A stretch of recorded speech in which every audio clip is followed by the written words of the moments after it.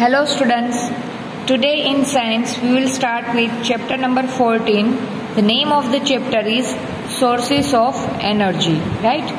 So basically in lower standard we have talked about the sources of energy, in which we have talked about the different types of energy, right? So first of all, let's start with the energy and its sources. So energy is the ability to do work or the total power derived from our natural resources. So if you are going to define the energy, then it can be ability to do work or maybe power derived from our natural resources.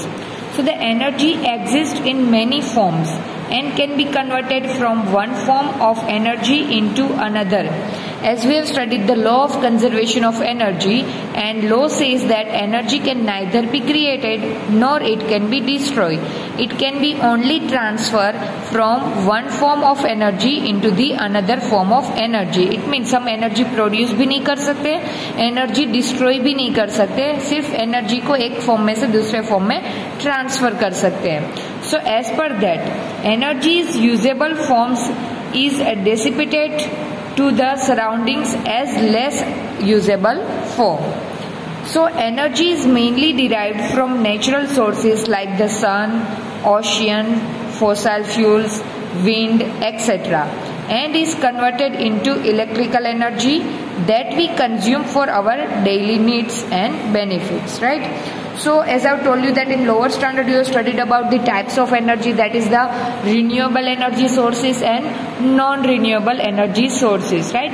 So in that you have studied that the renewable energy sources which we can renew and which we can produce again and again. But our non-renewable energy sources like petroleum products, which is in a limited quantity, and if it is exhausted once, then we are not able to create it once again, because it will take millions of years to regenerate or produce once again.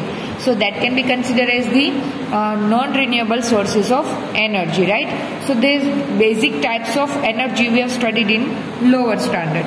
Now for energy, to produce the energy we will require fuel. So what is a good fuel? किस type के fuel को हम as a good fuel consider कर सकते हैं, right? So let's we go through a good source of energy. Sources can be classified as renewable and non-renewable sources of energy, as we already discussed. Any source of energy that does not get depleted or gets exhausted is considered as a good source of energy and are usually called renewable sources of energy. So first of all, if we are asking the question about good source of energy, then good source of energy must be renewable, it should be easy to attain, and it would be not polluting the environment, or it would be environment friendly. Then it can be considered as the good source of energy. Exactly same way, what is a good fuel? So good fuel should be having following characteristics. So the first characteristic, it should be easily available. Then easy to store and transport. Its transportation and storage system would be easier. Then it can be considered as the good fuel. Then able to perform large amount of work per unit mass and volume. It means its efficiency must be greater. Burning of fossil fuels must be produce a large amount of energy. Then it would be economical, right? So if these characteristics is possessed by any fuel, then we can consider that fuel as a good fuel. Now next, let's talk about the alternate sources of energy. Solar energy. So solar energy is basically considered as the alternate or a non-conventional source of the energy.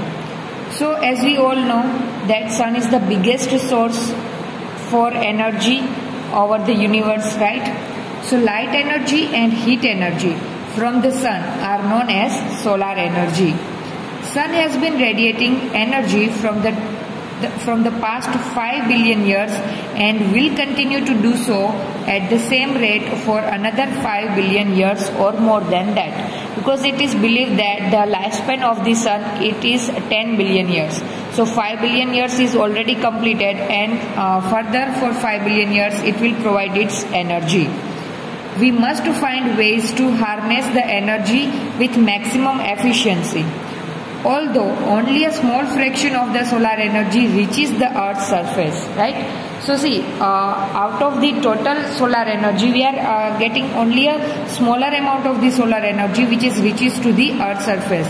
By using that solar energy, we are producing maximum efficiency, right? So where we are using the solar energy basically in our routine life. So first example is solar cooker. Basically we are using solar energy into solar cooker to cook the food. So solar cooker and water heater use solar energy to operate. Nowadays solar cells से बनी हुई car भी available हैं, bikes भी available हैं, right? Black surfaces absorb more energy than other surfaces, and solar cookers use this property by coating their insides black color. So if you observe the solar cooker, then you will get to know that solar cooker is painted with the black color, right? Because black color absorbing more energy, and that is only the reason that during summer season we are avoiding to wear the black color cloth, as black color cloth absorbing more radiation, and that is the reason we avoid to wear black color cloth, right? But here we need to increase increase the heat energy. That is the reason the solar cooker is painted black. They use reflecting surfaces like mirrors to focus the sun rays. Inside the solar cooker, mirrors are arranged like that way, so all the solar energy or sunlight will be focused at one point.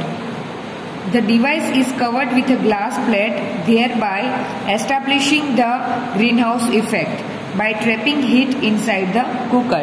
Just like in greenhouse effect, we have seen that sunlight which is fall into the greenhouse cannot be reflected back, so it will produce more heat energy. Exactly same way, in case of solar cooker, the sunlight enter into it, it will going to be trapped inside it, and trapping heat inside the solar cooker will make solar cooker to cook the food.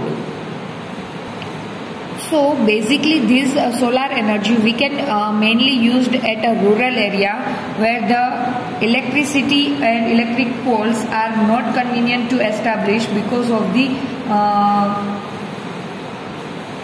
because it was too expensive. So in that area or in that case we can use the solar cell to produce the solar energy. So what is a solar cell? So it is a device that converts solar energy into electricity and is known as solar cell.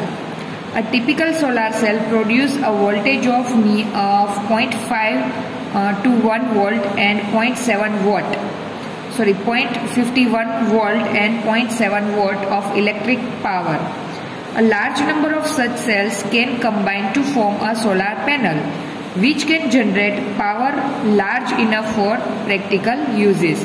So by combining one solar cell can produce this amount of electric power.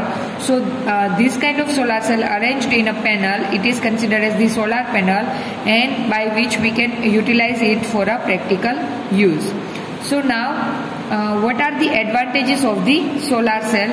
So first of all, it does not having any moving part, so it would be very easy to transport it and to establish it. Then require the little maintenance. इसका maintenance का कोई इतना ज़्यादा खर्चा नहीं होता, right? Can be set up in remote areas without the hassle and expenses of transmission lines. See, as we need to put up the electric poles, then it would be too much expensive, as I have told you, because you have to put the transmission lines for a long area. So in a remote sensing area where the population is not that much, in that kind of area the solar cell would be more convenient. Now what will be the disadvantage? Disadvantage is that for making solar cell we require a silicon metal, right? Silicon we will require. So basically no doubt silicon is in the abundant amount in the earth crust. Silicon बहुत ही ज़्यादा amount में earth crust में से मिल जाती है. But the silicon which is required to make the solar cell, it is a special grade silicon and it is not that much available, right? So first disadvantage is requires a special grade of silicon which is not easily available. Then second is usage of silver for interconnections make it expensive. because to make the interconnections between the solar cell or panels, it will require silver for the connection, and we know silver is the expensive metal. Then uses, where we are using the solar cells nowadays. So we are using it in the traffic signals, then calculators, artificial satellites and spacecrafts. In these all the areas nowadays we are using the solar cell.